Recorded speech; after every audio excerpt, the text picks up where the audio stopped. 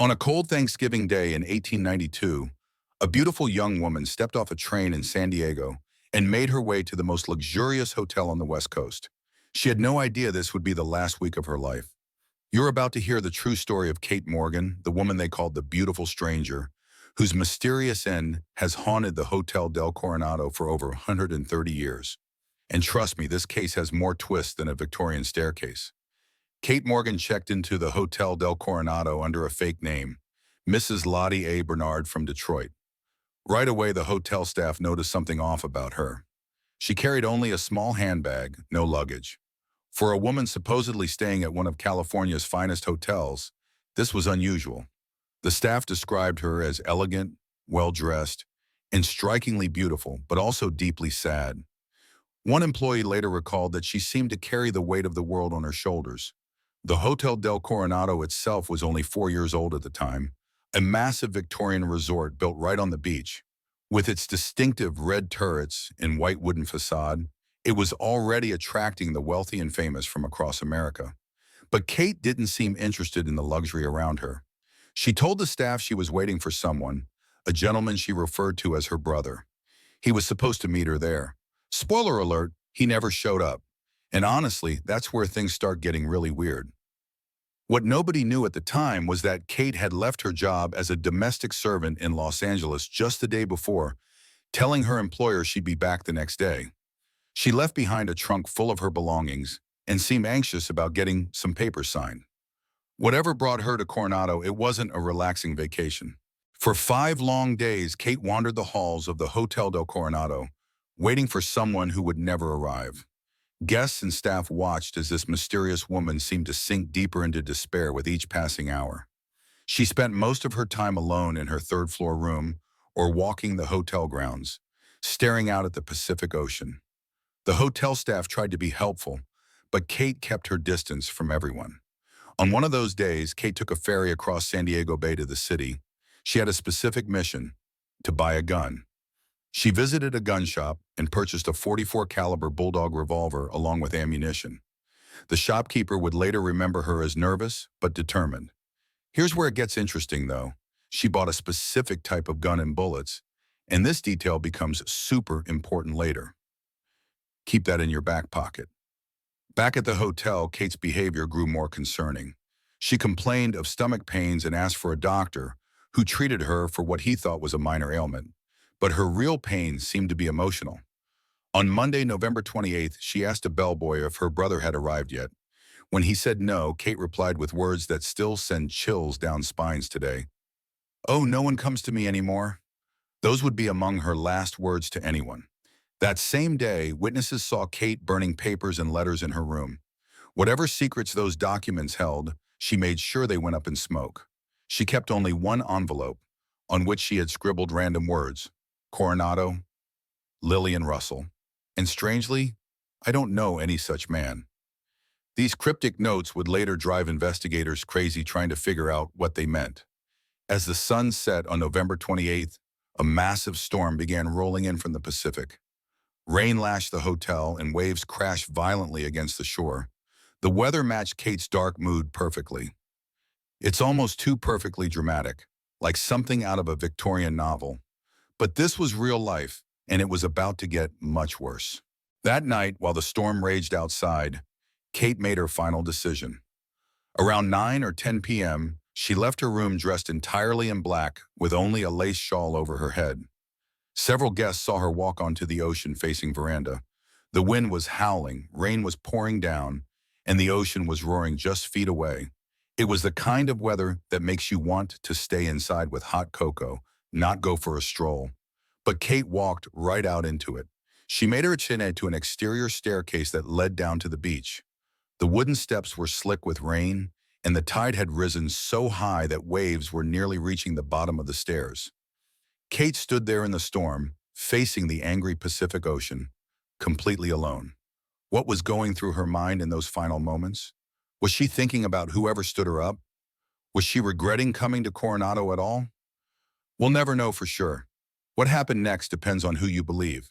The official story says Kate pointed her newly purchased revolver at her right temple and pulled the trigger. The sound would have been swallowed by the storm. Her body fell onto the steps, and the rain immediately began washing everything away. She lay there all night in the storm, undiscovered, while hotel guests slept peacefully just yards away. But here's where the mystery really kicks in. When the hotel's assistant electrician found her body the next morning at 8:20 a.m., something was immediately strange. Yes, there was a bullet wound to her head. Yes, her revolver was lying just 2 inches from her outstretched hand. But the rain had washed away all the blood. Her body was soaking wet, stiff, and cold. The scene looked almost too neat, too staged. Some people think that's just because of the rain. Others think it's evidence of something more sinister. The hotel staff panicked. The last thing they wanted was for their wealthy guests to know someone had been found dead on the property. They quickly called the authorities and had Kate's body removed before most guests even woke up. The whole thing was hushed up as much as possible. But you can't keep a secret like that quiet for long, especially not when it involves a beautiful, mysterious woman in a luxury hotel. When police searched Kate's room and examined her body, they found virtually nothing that could identify her. This was intentional. She had burned most of her papers and registered under a fake name.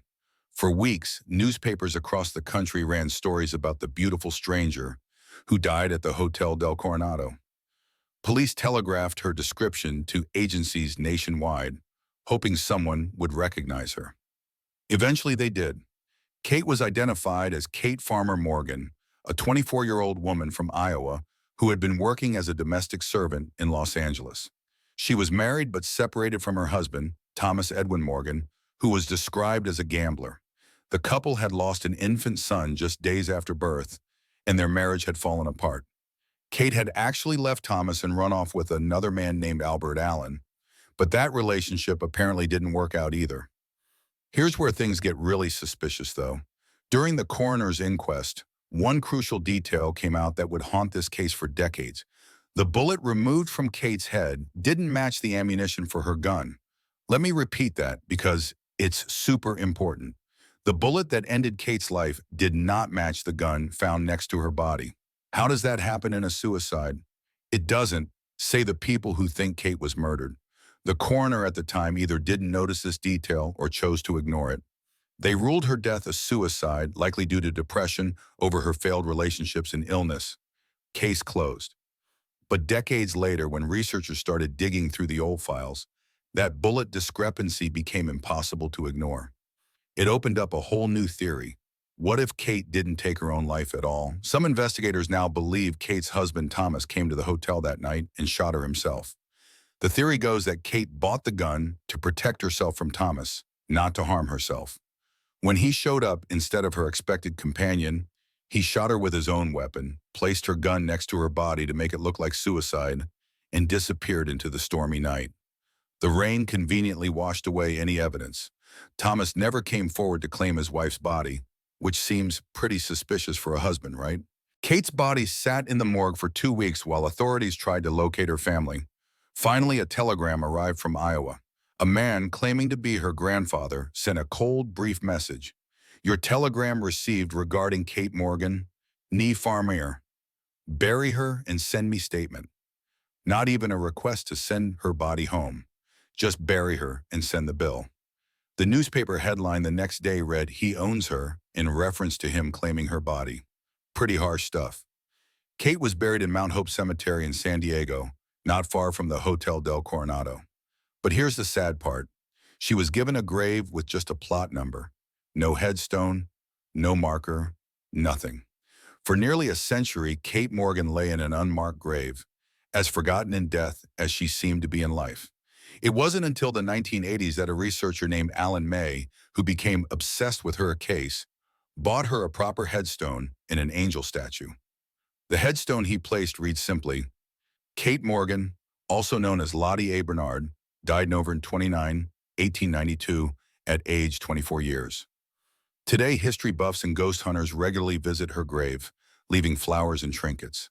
She's become a local legend, forever tied to that grand hotel on the beach. It's kind of ironic. In life, Kate seemed desperately lonely and forgotten. In death, she's never been alone. Meanwhile, there was another strange detail that got overlooked for years. A hotel chambermaid who had befriended Kate during her 5-day stay disappeared the day after Kate's funeral. She was never seen again. Some theories suggest this chambermaid might have witnessed something or known something about Kate's death. Others think she just got spooked and left town. Either way, her disappearance adds another layer of mystery to an already bizarre case. Not long after Kate's death, strange things started happening at the Hotel del Coronado. Guests staying in room 302, Kate's original room, later renumbered to 3312, then 3502, and now 3327, began reporting bizarre experiences. Lights would flicker on and off by themselves. And here's the really weird part. This happened even before the hotel was wired for electricity. The lights were gas or coal oil lamps that required a match to light. Yet guests and staff swore they saw them turn on and off on their own. People reported hearing footsteps in empty hallways, feeling sudden cold spots, and experiencing unexplained breezes in closed rooms. Some guests claimed to see a beautiful woman in Victorian-era clothing walking the halls, looking swamped and lost.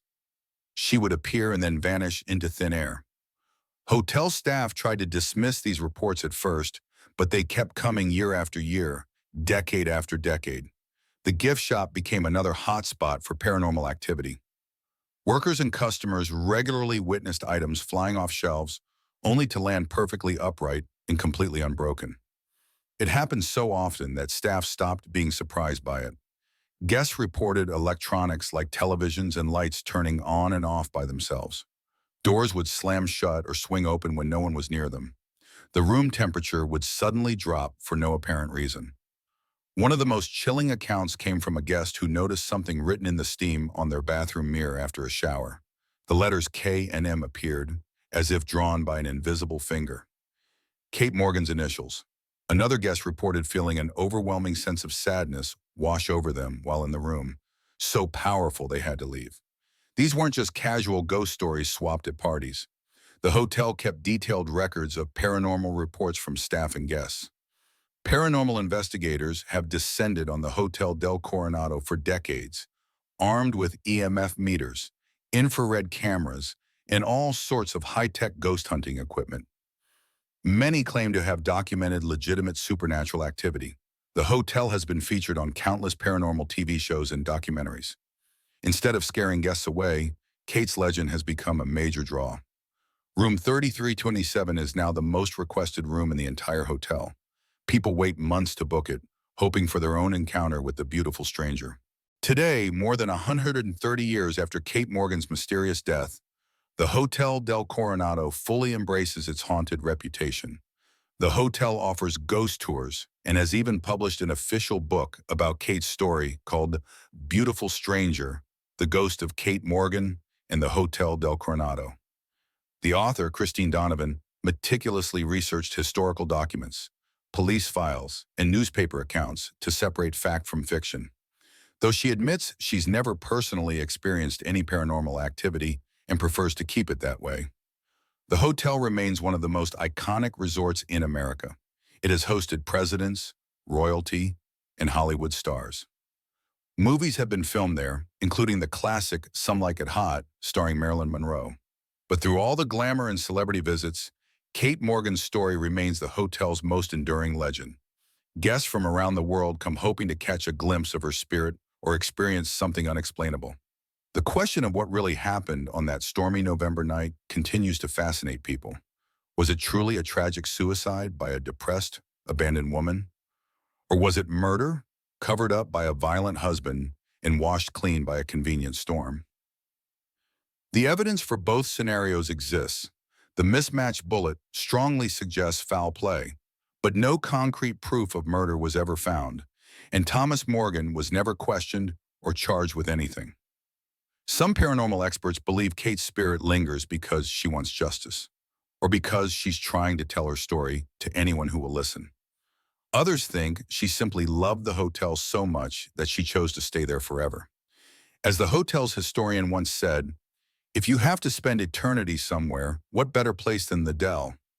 That's one way to look at it, though Kate probably would have preferred to check out at some point. Whether you believe in ghosts or not, Kate Morgan's story is a haunting reminder of how mysterious life and death can be.